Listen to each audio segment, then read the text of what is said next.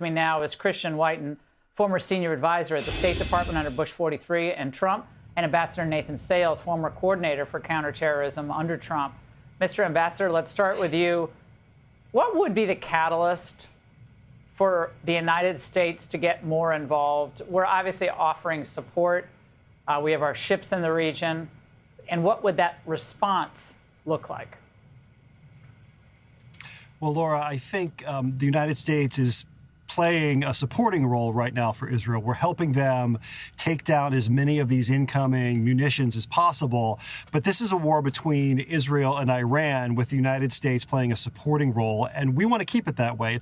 President Trump has been very clear.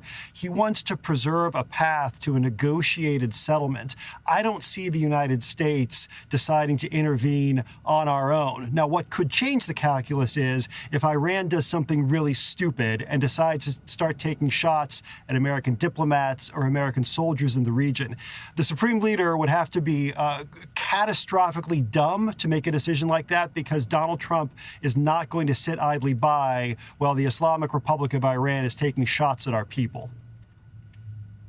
The question for most people who have been observing this nightmare in Iran and getting closer and closer to nuclear capabilities, Christian, is how much will this attack by Israel, multiple attacks, how much will it have degraded Iran's capabilities? Obviously, the leadership, military leadership, but the actual nuts and bolts of its nuclear program.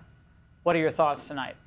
That's the key question. Israel previously wiped 2 nuclear weapons programs off the map in the Middle East, in Iraq in 1981 and in Syria in 2007, both timed by destroying single nuclear reactors. Iran's system is much more diffuse, a lot more facilities. That's why the United States may have to get involved. We are essentially at war with Iran already. They killed a bunch of Americans. Their proxies did in Israel. We're shooting down their missiles right now. And hopefully Israel has the targeting capabilities, the persistence to get through this and do everything they need to do to really destroy all of the centrifuges, go after all of the engineers, all the people involved in this, to really set back this program indefinitely. But if they can't do it alone, I think we need to realize the United States, I mean, Iran thinks they've been fighting us since 1979. It might be time we get around to recognizing that fact.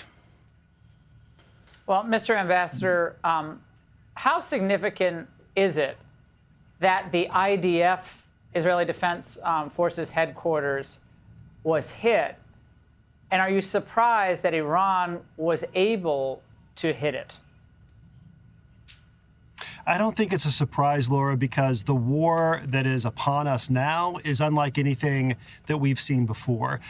Israel is doing decapitation strikes against the very senior-most military leadership in Iran, and it stands to reason that the mullahs are going to respond with aggressive moves of their own. Now, it's clear that Israel is about the best in the business when it comes to missile defense. The success rate that Israeli defenders have in shooting down drones or cruise missiles or ballistic missiles, I think it's in the 90% range. But 90% is not 100%, and no system is perfect. And inevitably, some of these weapons are going to get through. Unfortunately, we saw the results of that math, that grim math, play out earlier today with attacks on civilian population in Tel Aviv and also on the military headquarters tonight. Christian, the headline on the Washington Post tonight is about how Trump came into office, promised to be a peacemaker. Of course, it's kind of nasty. But it said President Trump swept into office vowing to end wars around the world. But his efforts to strike a nuclear deal with Iran appear to have spurred Israel to start a new one. And U.S. military on Friday helped shoot down Iranian missiles headed toward Israeli territory. Obviously, it's a slam on the Trump administration's peacemaking capabilities. Is that a fair criticism right in the beginning of this conflict? Because, you know, this ultimately does, sadly, get politicized, but that's where we're already headed at 7:15 Eastern time. Yeah, that's very typical, I think, of the Trump deranged fake news media, the Washington Post, which used to be such an icon of reporting has just turned into a political tabloid with no sources in the administration, and it's getting this completely wrong. Iran is the aggressor here. Iran has a uranium project. They're the ones who created this nuclear weapons program and brought us to the precipice, and they're killing Americans. It's their fault, not Trump's. Well, and I would say President Trump has been extending essentially something of an olive branch to Iran, saying, come on, let's get back to greatness, your own greatness, work with us. It can be okay, but they didn't want to do that. So, and he said you still can find peace. They don't seem to want to do that at all. Christian and Mr. Ambassador, thank you very much. Hey, Sean Hannity here. Hey, click here to subscribe to Fox News YouTube page and catch our hottest interviews and most compelling analysis. You will not get it anywhere else.